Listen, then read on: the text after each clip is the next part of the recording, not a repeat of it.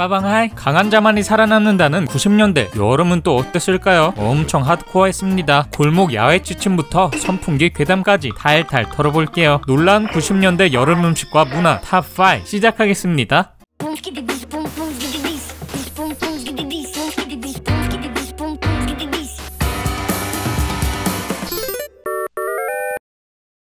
아이스크림의 르네상스 시대가 열렸던 90년대 여름이면 냉장고를 열고 하드 고르는 재미로 살았는데요. 신기하고 다양한 제품들이 우후죽순으로 출시됐던 시기입니다. 먼저 93년 출시된 고드름, 컵 안에 들어있는 울퉁불퉁한 얼음 조각들, 여기에 콜라나 사이다를 부어 먹으면 극락이었는데요. 콜라맛, 포도맛 등 다양한 과일 맛이 나왔지만 근본은 상큼한 이온 음료 맛이 나는 오리지널이란 병입니다. 메로나는 92년 출시 당시부터 엄청난 인기를 끌었습니다. 말랑하고 쫀득한 식감에 풍부한 메론향, 고급 열대과일이었던 멜론을 아이스크림으로 쉽게 맛볼 수 있었죠. 토끼와 거북이도 있습니다. 거북이는 두꺼운 초콜릿 코팅의 우유크림 맛이었고요. 토끼는 귀여운 토끼 모양의 딸기 아이스크림이었죠. 가끔 거북이와 거북알을 헷갈리기도 하는데요. 거북알은 튼튼한 라텍스 풍선에 아이스크림을 꽉꽉 채워놓은 일종의 쭈쭈바입니다. 다른 쭈쭈바와 달리 꼬다리를 가위로 살짝 자르면 알아서 줄줄 나와 편하게 먹을 수 있었는데요. 다만 웬만해서는 입을 떼지 않는 게 좋습니다. 아이스크림이 녹기 시작하면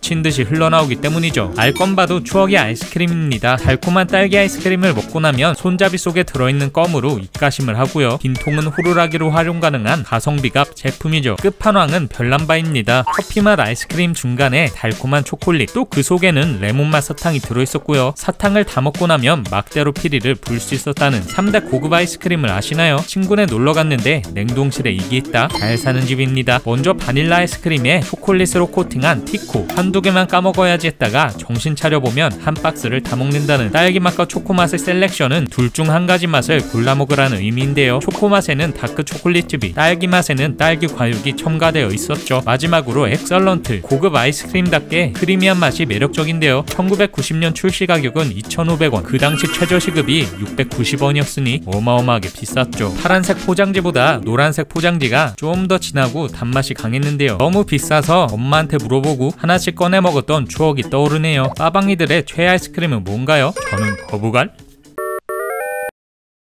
90년대 여름, 낮에는 폭염, 밤에는 열대야. 더워도 너무 더웠던 여름으로 기억하는 사람들이 많습니다. 더위에 가장 큰 영향을 미치는 수치인 여름철 평균 최저기온, 도시화가 급속히 진행되면서 서서히 높아졌는데요. 에어컨은커녕 집집마다 선풍기 한 대로 버텼던 시절, 숨막히는 더위에 밤잠을 설쳤고요. 도저히 잠들 수 없는 밤이면 사람들은 지친 몸을 이끌고 밖으로 뛰쳐나왔습니다. 바로 이 사진, 온 가족이 집 앞 골목에서 이불을 깔고 자는 모습입니다.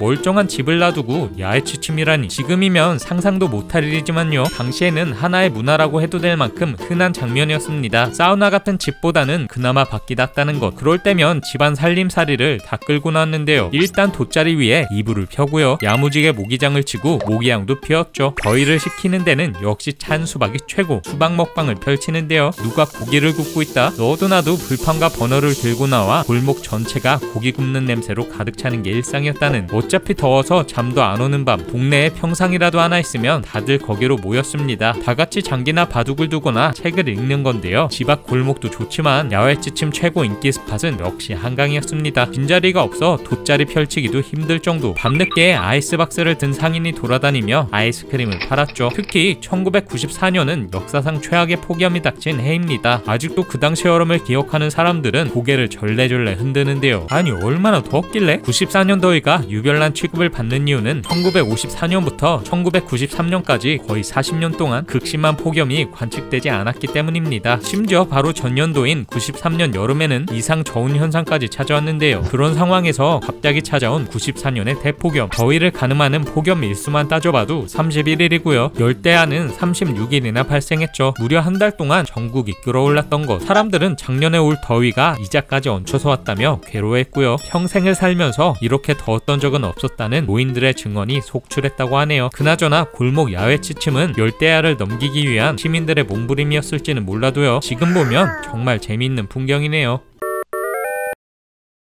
90년대 마이카붐, 전국적으로 자가용 대수가 폭발적으로 증가한 시기입니다. 1990년에 200만 대였던 자동차가 1997년 1000만 대를 달성하면서 자동차 소유가 보편화되기 시작했고요. 자연스럽게 여가 문화의 발전으로 이어졌습니다. 이제는 삶의 질을 생각할 때라며 쉴 때는 과감을 쉬자는 건데요. 여름 휴가철이면 일제히 쏟아져 나왔던 차량들, 교통체증과 주차난이라는 개념도 이때 처음 등장했습니다. 교통체증, 물론 어제 오늘 일이 아니지만요. 90년대에는 상상할 수도 없을 만큼 심각한 수준이었습니다. 사방팔방으로 여러 고속도로들이 잘 뚫려있는 지금과 달리 한정된 고속도로, 서울에서 2시간이면 갈 수 있는 대전이 10시간은 기본이었습니다. 내비게이션도 없어 실시간 교통정보도 알 수 없었는데요. 가다서다를 온종일 반복하고 심하면 제자리에 선 채로 정체가 풀릴 때까지 한없이 기다려야 했죠. 답답한 마음에 전국 지도를 펴들고 뚫어져라 노려볼 뿐 별다른 방법이 없었다는 필수템은 긴 여행길을 버티기 위한 도시락과 빈 음료수 페트병.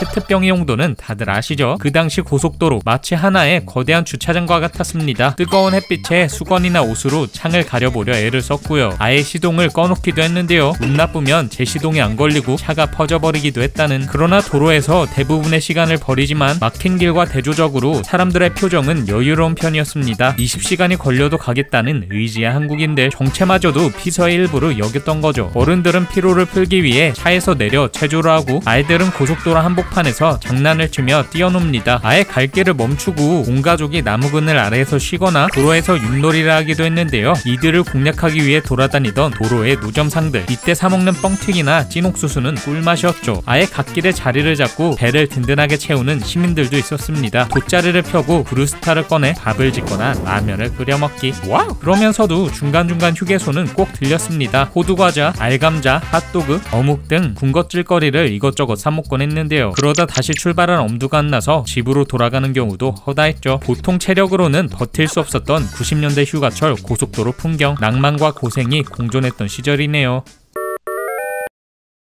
요즘과 달리 40일 정도로 길었던 90년대 여름방학, 한 달이 넘는 방학이었지만 짧게만 느껴졌습니다. 할 일이 너무 많았거든요. 90년대에 수많은 국딩, 초딩들을 혼란에 빠지게 했던 건 방학식마다 나눠줬던 당구 생활입니다. 바른 생활, 슬기로운 생활, 즐거운 생활을 이은 시리즈로 쉽게 말해 방학 숙제 모음집인데요. 매년 2번 여름방학과 겨울방학에 배포, 1학년부터 6학년까지 총 12권을 받았죠. 평소 학교에서 다루기 번거로운 실험, 견학, 체험 등 전과목을 아우르는 다양한 콘텐츠들이 실렸는데요. 문제는 과제물이 너무 많고 획일적이라는 것, 그림 그리기와 독후감 쓰기, 공작물 만들기 등 과제물을 해결하느라 진땀을 흘려야 했고요. 문방구에서 해답지까지 판매할 만큼 이해하기 어려운 주제들이 많았습니다. 탐구 생활이 엄마 숙제라고 불렸던 이유라는. 사진과 그림을 덕지덕지 붙여 극강의 퀄리티로 숙제를 해오는 애들도 있었지만요. 대부분은 개학 전에 몰아서 하거나 친구 것을 베끼는 게 국룰이었습니다. 결국 이런 이유로 유서 깊은 방학교재 탐구 생활은 98년 여름방학부터 완전히 사라졌다고 하네요. 또 다른 대표적인 여름방학 퀘스트는 곤충 채집입니다. 아이들은 매미가 울기 시작하면 때를 지어 동네 뒷산이나 가까운 개울가를 찾아다녔죠. 개학날이 되면 책상 위에 올려둬야 했던 곤충 채집 상자, 미처 숙제를 하지 못한 아이들은 문방구에서 곤충 채집본을 사오기도 했습니다. 멋진 잠자리와 사마귀, 그리고 화려한 나비까지. 채집 상태가 너무 훌륭해 오히려 들통이 나곤 했다는. 탐구생활, 곤충 채집, 독후감 쓰기를 다 끝내놓으면 언제나 남는 게 있었습니다. 최대 골칫거리인 일기. 미리미리 쓰는 애들은 거의 없었고요. 개학 전 밤을 꼬박 새어가며 일기장을 채우기 바빴는데요. 40여일째 일기를 하루 만에 쓰기 보통 힘든 일이 아니었죠. 가장 큰 난관은 맑음, 흐름, 비, 바람, 갠 날씨였습니다. 같은 동네에 사는 같은 반 40명의 날씨가 전부 달랐던 이유. 급기야 그간의 날씨를 물어보기 위해 기상청에 전화를 거는 사례가 너무 많다며 9시 뉴스에 보도될 정도였죠. 전국의 국딩들이 일기에 얼마나 시달렸는지 알 수 있는 대목이라는. 그 시절 여름방학하면 떠오르는 숙제의 압박. 개학하기 며칠 전부터 악몽에 시달렸는데요. 아이들 숙제를 챙겨줬던 부모님들도 덩달아 바빴습니다. 그래서인지 개학 전날에는 바깥에 돌아다니는 아이들을 거의 볼 수 없었다고 하네요.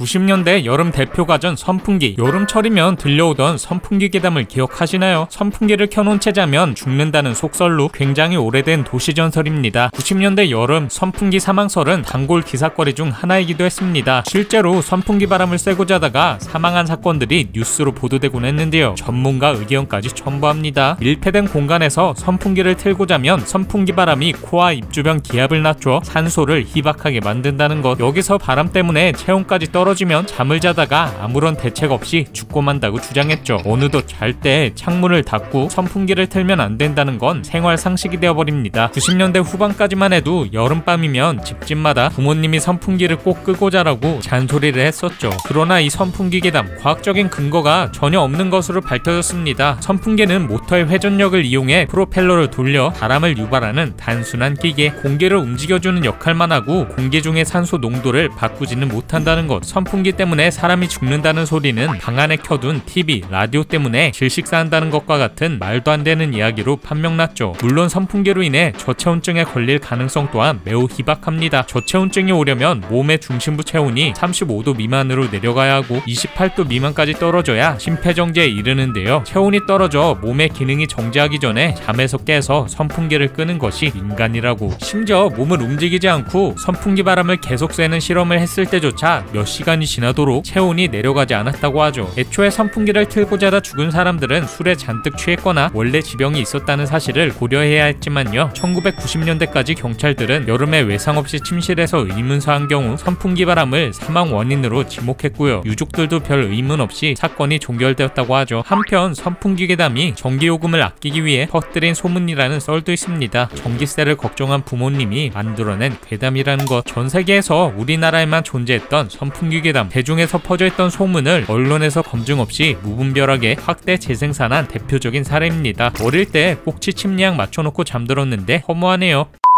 그리운 90년대 여름 풍경, 어느덧 티코, 셀렉션, 엑설런트 전부 플렉스 할 수 있는 어른이 되었네요. 마무리. 아직 신기한 옛날 한국 음식 70년대 편 영상을 안 보신 분은 이어서 봐주시고요. 영상이 재밌었다면 좋아요와 구독하기 그리고 알람 설정을 꾹 눌러주세요. 그럼 다음 영상도 이어서 고고! 보드름?